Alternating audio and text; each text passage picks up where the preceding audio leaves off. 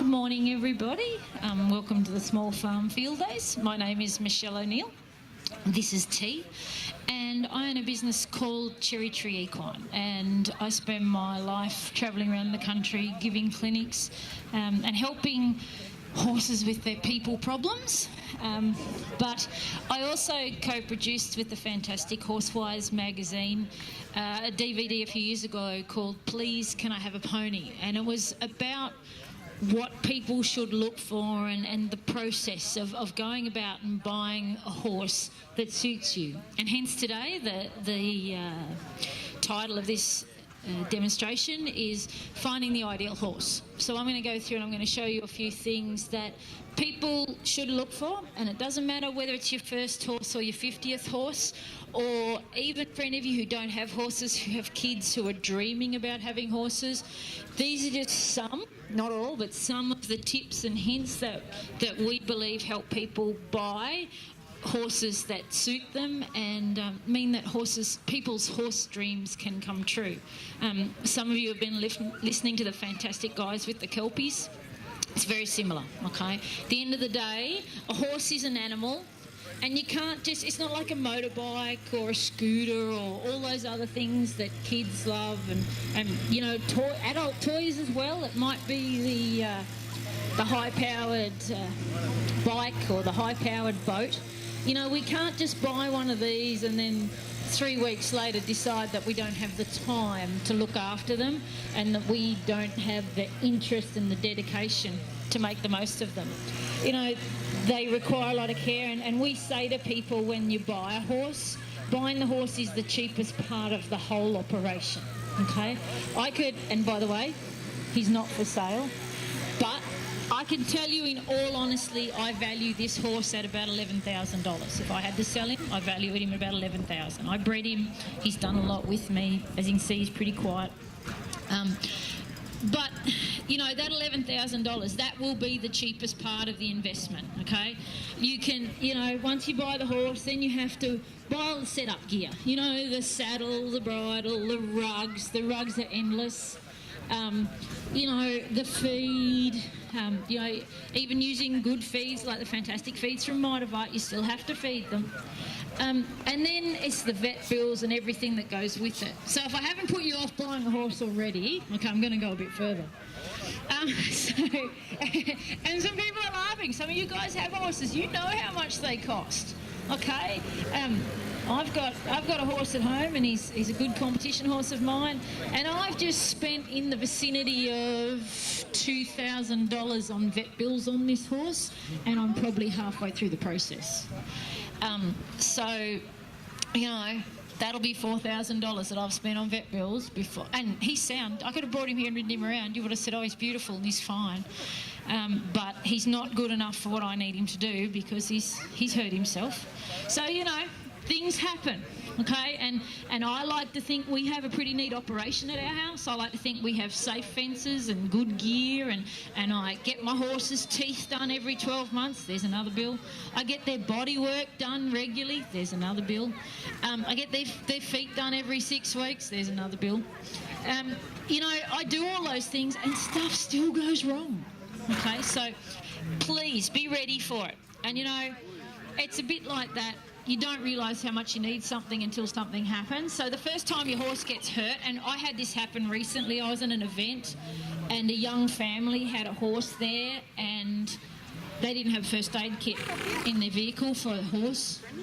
So after I'd lent them some gear out of mine, I said, right, this is what you need to go and do.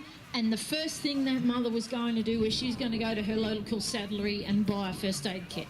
You know, she didn't realise how important a first aid kit was until her horse got hurt and it stepped off the float and cut its leg and bled quite badly, and she had nothing to do anything about it. So horses are not a cheap operation. You know, even if you just want one to ride around the paddock and go trail riding on, you're still going to have those ongoing expenses.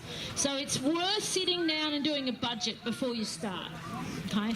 Sit down and go and think about what this horse is going to cost, and talk to people. You know, hopefully, and I'll talk about this in a second, hopefully you will have been having lessons or going travelling. I was talking to a lovely couple this morning, and their granddaughter has just got into horses.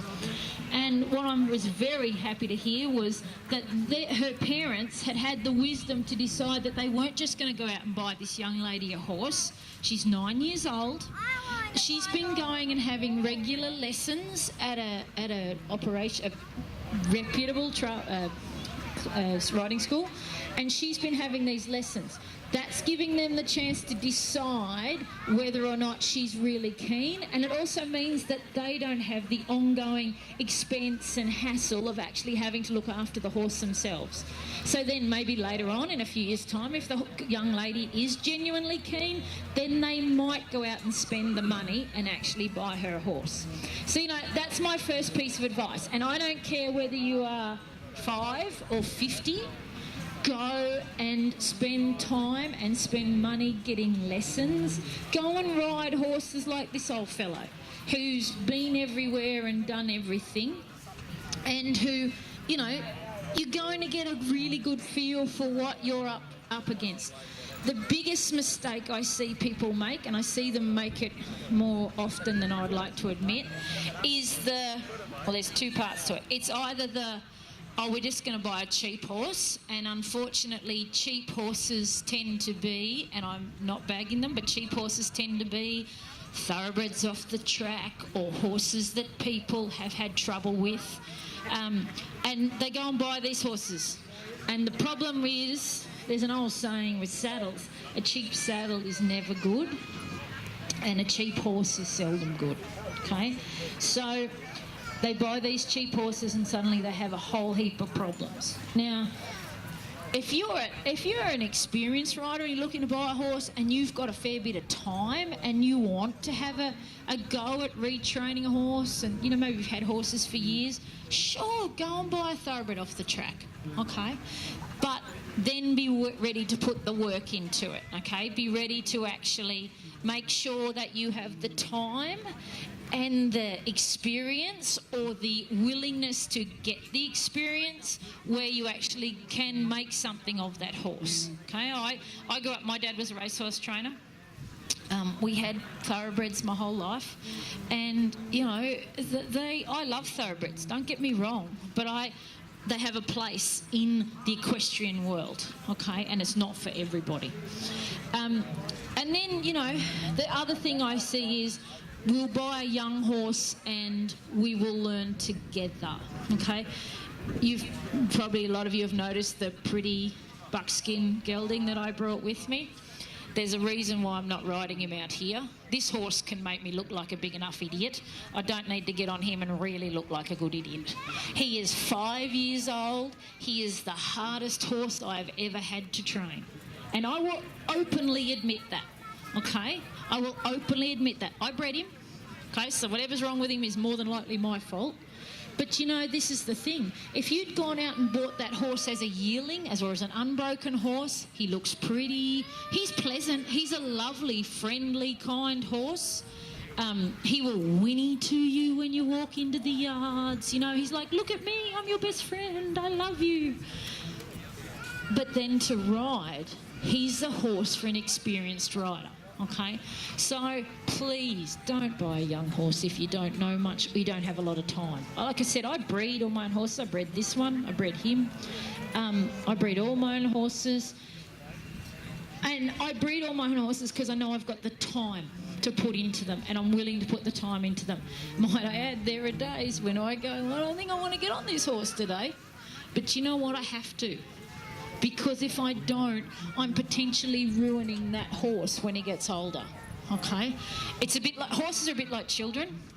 What you do with them lays the foundation for your life. And I saw a quote recently by someone, and it was, whatever you do with your horse, give him the benefit of a good foundation, because he will have that for the rest of his life.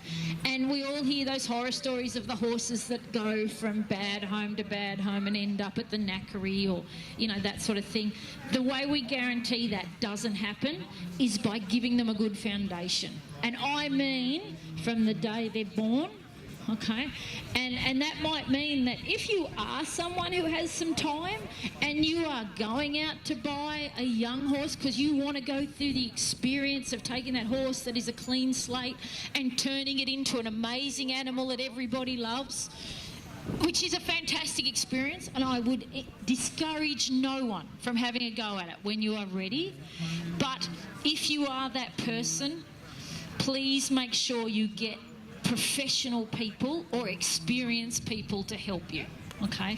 Please make sure you give that horse a foundation that ensures that it is not, doesn't end up like that delinquent kid at school. You know, we all know those poor children who haven't had the greatest upbringing in their life, and it's not their fault, and I'm not blaming anybody, but we all come from different backgrounds, and some of those kids don't come out of that. I've recently read Jimmy Barnes's autobiography, Working Class Boy. I recommend everybody read that, okay? If you ever want inspiration to realise how people and animals can overcome adversity, it is a fantastic book. So, you know, we're going to look at a horse, okay? You've decided you're going to buy the horse. You've had the lessons, or it's time for a new horse. Old Dobbin's getting a little bit older now, you know. You've decided you start looking.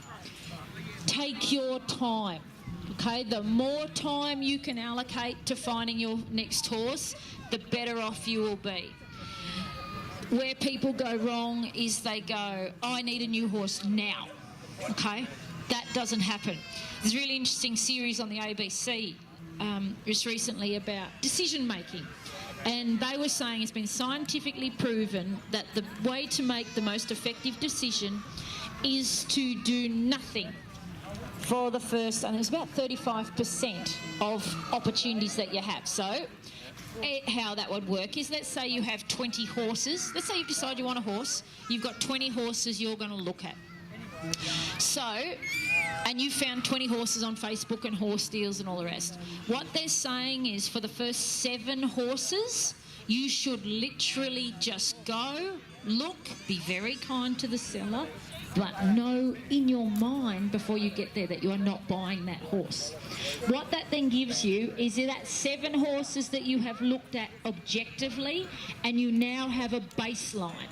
You now have established exactly what it is that will suit you the best. And once you have done that, then you can go on and look at the next 13 horses. Sorry, maths was never my strong point. You can go on and look at the next 13 horses with an open mind and know, hopefully within those 13 horses, you're going to find the horse that is perfect for you. So how do you know what is the horse that is perfect for me? Say for me, as a competitor in my competition life, you know, things like conformation are really important to me, whereas things like colour I really don't care about, okay? The fact that I have a buckskin pony is really pretty, but at the end of the day it's not going to win me anything. But you know what? That might not be you. You might want that horse.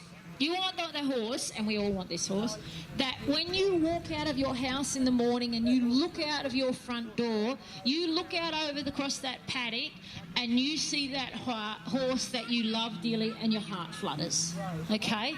It's that horse that makes you happy beyond all reason. I have one of those. He is a chestnut, okay? But that might not be you.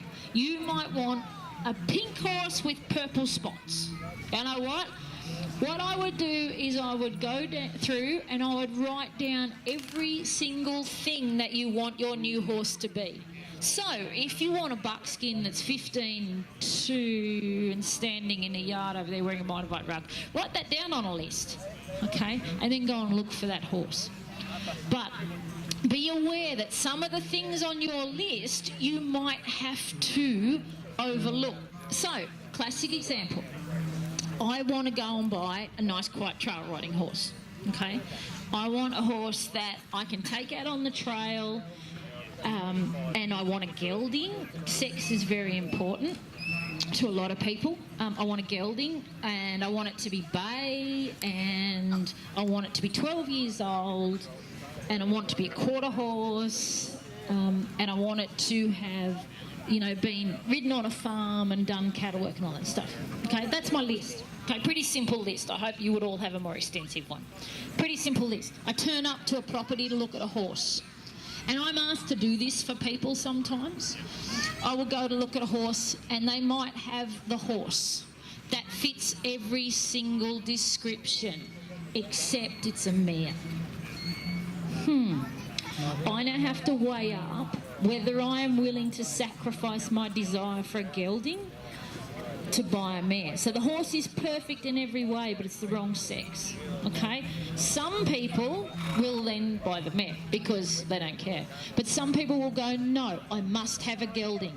So that now means that you can walk away from that horse that could have been potentially perfect and find the one that is actually perfect, okay? So you're starting to take a lot of the emotion out of it. At the end of the day, if I go to sell any of you a horse, I'm not selling you, someone described it yesterday as 4 legs and a hide, which is correct. But as a seller, I'm not selling you 4 legs and a hide. I'm selling you the experience. I'm selling you the emotion. I'm selling you the beautiful attachment that we gain with these critters, okay? And so what happens is, because you are looking for that, it is easy to be blinded to things that are important by our emotion. So writing the list makes sure we take the emotion out of it. There's another way that is really important to make sure we take the emotion and some of our inclination to buy things without warning, and that is when you go to look at a horse, leave the horse float at home, okay? When you turn up, and I have people say this to me all the time, they're going to look at a horse, and I say, okay, go on, and it might be in Victoria, it might be hours away, and they go, we're going to look at the horse, and I go, righto, drive down and look at it, but don't take your float. And they're like, oh, but it's so far. I don't want to drive back there. Let's do some simple maths. If you drive to Victoria to look at a horse from here, might cost you, what, $100, $150 in fuel? Might cost you a night in a motel, because I would hope you would look at the horse over a couple of days if you're going that far. It might cost you $300, okay, to go down and have a look at the horse. And then you go down and look at the horse, you're in love with it, but then you go, yeah, you know what, it's not exactly what I want. So you go, you know what, I'll come back. I'll drive away, I'll think about it. You tell the seller, I'll ring you when I get home. Fantastic. On the way home, you suddenly decide, you look at your list and you go, gee, there's a few things about this horse that I don't think makes my requirements. So you don't buy it. Happy days, $300 down the drain, but that's life. On the other scale, you take the float. You spend your $300 on fuel and accommodation, because that's going to happen anyway, and then you spend easily $3,000, $4,000, $5,000, $6,000 on a horse, and you fall in love with it. As soon as you drive in the gate, it stands there with its ears pricked, whinnying at you over the fence, and you go, heart flutters, I'm in love. Okay, you're like the teenager all over again. So you spend the money, you might spend $3,000. So you've now spent $3,300. You get home. You look on the way home, you think about your list and you go, oh, there's a few things that horse didn't meet. But it's okay, I'm in love with him. It's okay, I can justify it. Then you get him home and you start riding him. Or you start the initial emotion and heart flutters start to wear off a little bit. And then you start to look at him a bit more objectively and you start to go, oh, hang on, this isn't right, this isn't right. Then you start to ride him and then you work out things really aren't right. Suddenly, you've got a $3,300 investment that you can't ride. And I will guarantee you, if you're honest, you should not get what you paid for it again. Because chances are you've possibly been rorted or the horse just doesn't suit you. And now if you're not a confident rider, you're not game enough to ride the horse, so suddenly the horse is sitting in the paddock, now you need to sell it, now we need spending money on advertising, we need someone else to ride it. Most trainers will charge you at least $300 a week to get on a horse. Suddenly you very quickly have gone from $3,300 to anything like $5,000 is easy, that you've spent on this animal that's not the one that you wanted. Meanwhile, if you'd spent your initial $330 and then sent a horse transport to get him, you probably would have spent, I don't know, $700, depending on where he is, to put him on a horse transport. You know what? I know which I'd rather have. I'd rather have the horse I want, having spent money and not wasted it, than wasted a heap of money and then have to go and start looking for another horse again and spend a whole heap more money. So when I go to look at a horse, the first thing I do is I want to see the horse in the paddock. Okay, I want to see what he's like when he's out in the paddock, because I want to know if I can catch him. Nothing worse, like if you buy a horse and you can't catch him, well, you can't do anything with it. Okay. Now, if you're a horse person and you're keen to work on that, or you know, like I have a lot of young people come to me and they want to buy a project horse. You know, fantastic. You learn a lot. Buckskin horse has been a project horse. You know, like I've learned a lot from that horse, and that's fantastic. But you know what? If you're a beginner, you don't really want to do that. So make sure that the owner has them ask if you can have them in the paddock, and turn up early. Just in case. Just turn up early, okay? I used to take a lot of horses for people and resell them. That was when we started Cherry Tree Equine 7 years ago. That's what I did. And people used to annoy me who turned up late. Now, in the end of the deal, I was selling the horse. They wanted to buy the horse. We're going to negotiate over price. The later you turned up, the less negotiable I tended to be over the price. Okay, not much has changed. We don't sell many horses anymore, but not much has changed. If people turn up late, you tend to shorten my interest, and I tend to think you're not serious. So I like people to be on time, and if you can be early, that's fantastic, because you'll get to see what happens before they expect you there. Now, when they get on, you want to see them right at first. If they don't get on it, I'm not interested. I will walk out. Okay, I have walked away from horses before for clients when I've turned up and the owner will not get on the horse. You know, because I want to see what the horse does with them. Then I'm going to get on it. Now, this is the part that T just loves. If I am looking for a horse for a beginner, okay, if I am looking for a horse for a beginner, how am I going to ride the horse when I get on? I'm not going to sit up here and ride him like a show rider and go, oh, yes, no, he travels nicely and he'll give and he's soft in the bridle and he flexes to the circle. Hell no, that doesn't achieve anything for a beginner. I'm going to sit up here and I'm going to do this and I'm going to go like this. I'm going to do exactly what a beginner is going to do to a horse. Oh, he wants to canter up. So I'm going to pull like the blazers. If he's going to flip over, he might as well do it on me as some poor unsuspecting beginner. So now I'm going to go around here and I'm just going to unexpectedly be cantering to the left and turn him right. Oh, what does he do? Oh, that's okay. You see, he's balanced. He's pretty casual about this. He's going on here. So now I'm going to go, now we're going to, oh, well, there you go. That happens. I would rather that happens with me than with the beginner. Now, here's the thing. He's actually quite a good-footed horse. He spends a lot of time up in the bush. You know what? If your beginner is standing there and they're about to get on that horse and they just see it do that, and they panic and they don't want to get on, well, you've got a problem, okay? Straight away you can go, oh, okay, well, yes, he did just genuinely trip, but what if it is something else? What if your beginner child is now going, oh, Mummy, I don't want to get on that horse, I don't want to get on that horse. You know what? You need to check and you need to be brave for your beginner. So you need to go and repeat that process again and go, okay, what just happened here? Why did this horse do this? Okay? Because at the end of the day, and I'm not joking when I say this horse is going to fall over, flip over, whatever. I, as an experienced rider, have the knowledge and the ability to handle that.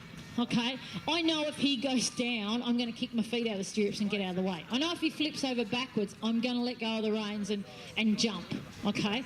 But my beginner might not know that. And I see in my clinics, I see so many horses, and this horse won't do it, but I'll replicate it for you. I see so many horses, when people pull on the reins, the horse's head goes upside down and it goes, yeah, you've seen it. It's terrifying.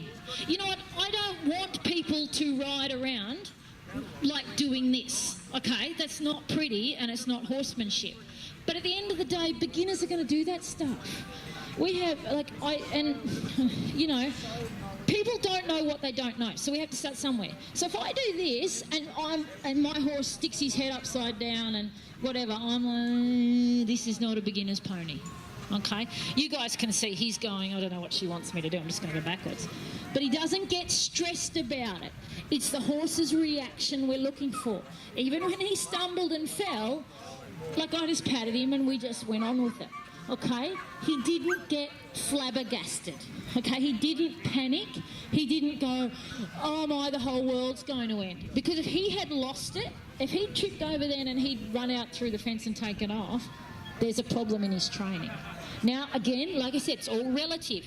If you're interested in enlarging your equestrian education, your horsemanship education, and you want that challenge, well, that might be the horse you want to buy. Okay, but it's not the horse you want to buy if you want to build your confidence. Okay, a horse like this bloke who trips over, or I yank on his head, or I reef him off his feet, and he just kind of goes, oh, she's doing it again. You know, those horses are the ones that you want.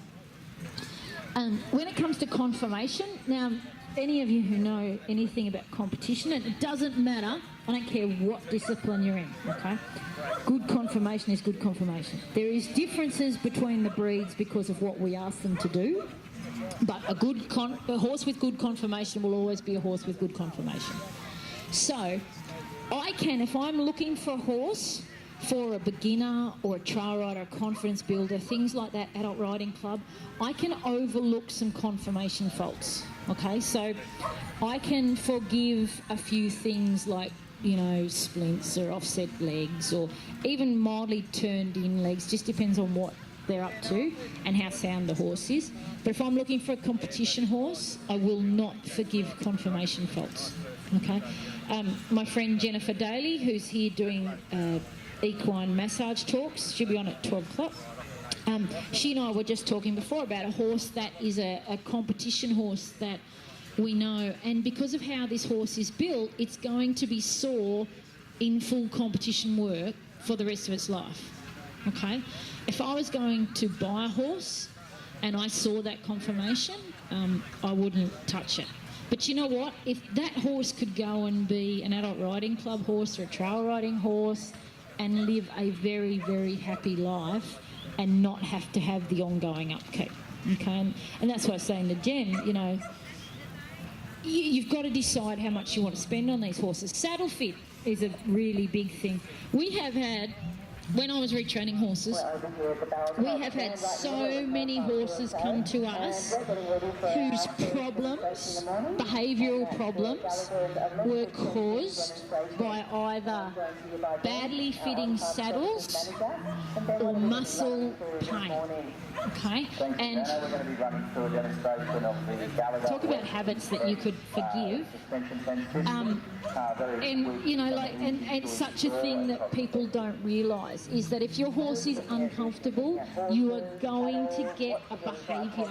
You may get a behaviour that you do not like. This old horse, he will put up with a heap of, like, he can be sore as. And he'll keep going all day. But as you can see, he doesn't like to stand still because he'll just snap the reins out of my hands. But, you know, like the buckskin horse, if he gets hurt, he throws the towel in. Okay?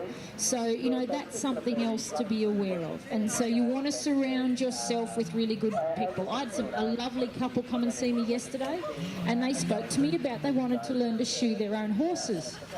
And I actually went, fine, if you want to go and do a course and learn. But they actually said to me, and look, they were lovely people. I really don't mean to say a bad word, but they said, oh, you could just tap the shoes onto the horse's foot. And I went, oh, yeah, you two are both doing what I did. I went, no, like they were lovely. like absolutely gorgeous people, but they just didn't know. And I said, please go and find yourself a good farrier. I said, anyway, so people don't know what they don't know. We see, things like that all the time. So please make sure you surround yourself with good people. I have a fantastic vet, I have a fantastic farrier, I have a fantastic body worker. Actually, I have 2 fantastic vets. Because you need to surround yourself with those good people. And I'm at that stage with all of them that I can ring up and go, I have this problem, and they will help me. And that relationship means so much. But thank you guys for coming. I best let you go on and enjoy more of the field days. But please, we'll be here fixing horses. We're at site 63. If you have any questions at all, come and see us. Jen will be back at 12 o'clock, and I'll be back again at 2 o'clock. So, yeah, enjoy the rest of the field days. Funny.